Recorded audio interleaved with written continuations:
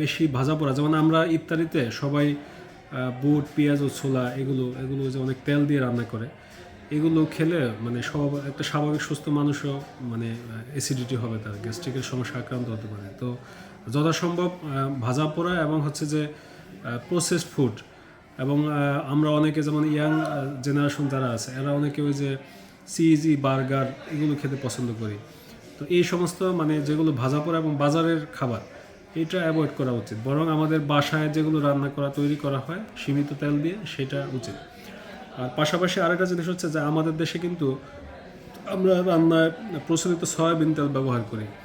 তো এর চেয়ে বরং যদি অলিভ অয়েলটা আমরা ব্যবহার করতে পারি, সেটা কিন্তু স্বাস্থ্যসম্মত এবং এটা ভালো। মাত্র 10 টাকা টিকিটে অভিজ্ঞ এমবিবিএস ডাক্তার ও গাইনি সার্জন দেখান প্রতিদিন সকাল 8টা থেকে দুপুর 2টা পর্যন্ত। আল বারাকা হাসপাতাল, সদর হাসপাতাল গেটের দক্ষিণ পশ্চিম পাশে, সদর রোড, শরীয়তপুর।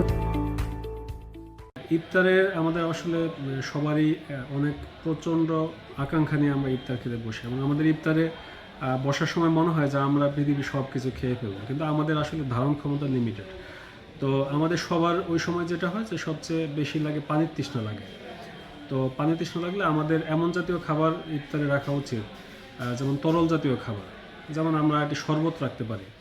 তো শরবতের মধ্যে আমাদের ন্যাচারাল অনেক শরবত, যেমন হচ্ছে এই পেঁপের শরবত, লেবুর শরবত, তারপরে হচ্ছে যে আপেলের শরবত, কমলার শরবত, এগুলো খেতে পারি। ইসবগুলের বসি খাওয়া যায়, অনেকে তোকমা দানাও খেতে পারে। কিন্তু আমরা অনেকে দেখা যায় যে কেমিক্যাল যুক্ত, যেমন বাজার থেকে কিনে বিভিন্ন রকমের শরবত খাই, তো এটা কিন্তু আসলে স্বাস্থ্যের জন্য ভালো না।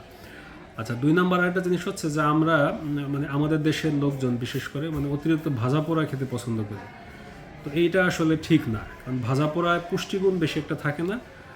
বিপরীতে যেটা হয় যে আমাদের ওই ভাজা পোড়া কিন্তু আপনি মানে অতিরিক্ত খেলে আপনার পেটে প্রচণ্ড অ্যাসিডিটি হয়, সবসময় একটা মানে অস্বস্তি বোধ হয়, এবং আপনার ভাজা পোড়া খেলে সমস্যা যেটা হয় যে আপনি ভালো খাবার যেটা আপনার জন্য বেশি পুষ্টিকর এবং পরবর্তী দিনের জন্য আপনাকে বেশি সানন্দে রোজা রাখতে পারবেন, সেই খাবারগুলো কিন্তু আমরা খেতে পারবো না, যেহেতু আমরা ভাজা পোড়া খেয়ে পেট ভরে ফেলছি। তো বরং আমরা চিড়া খেতে পারি, চিড়া ভেজানো খেতে পারি।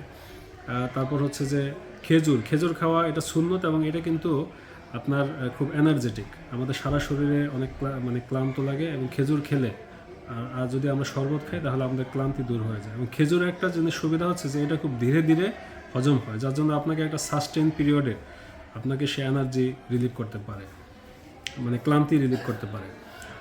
আর আরেকটা জিনিস হচ্ছে যে আমরা অনেকে যেটা করি যে ইফতারের সময় প্রচুর ভরপুর খেয়ে খাওয়া দাওয়া করি, তারপর হচ্ছে একবারে সেহরিতে খাই। এটা আসলে ঠিক না। বরং ঠিক হচ্ছে যে আপনি ইফতারে অল্প কিছু খাবেন, তারপরে আবার আপনি নামাজ পড়বেন, একটু টায়ার্ড হবেন, তারপরে শোয়ার আগে আবার হালকা কিছু খাবেন। এইটা বরং বেশি মানে সায়েন্টিফিক আর কি। আমরা কিন্তু এতক্ষণ কথা বললাম শরীয়তপুর সদর হাসপাতালের সহকারী অধ্যাপক ডাক্তার ইকবাল হোসেনের সঙ্গে। আমাদের সাথে থাকুন নিশ্চিত মিডিয়ার বিশেষ যে আয়োজন আল বারাকা স্বাস্থ্য কথা, প্রতিদিন দেখতে চোখ রাখুন বিকেল 4:30টায়। এতক্ষণ আপনাদের সঙ্গে আমি ছিলাম রাজীব হোসেন রাজন, আমার সাথে ছিলেন শরীয়তপুর সদর হাসপাতালের সহকারী অধ্যাপক ডাক্তার ইকবাল হোসেন।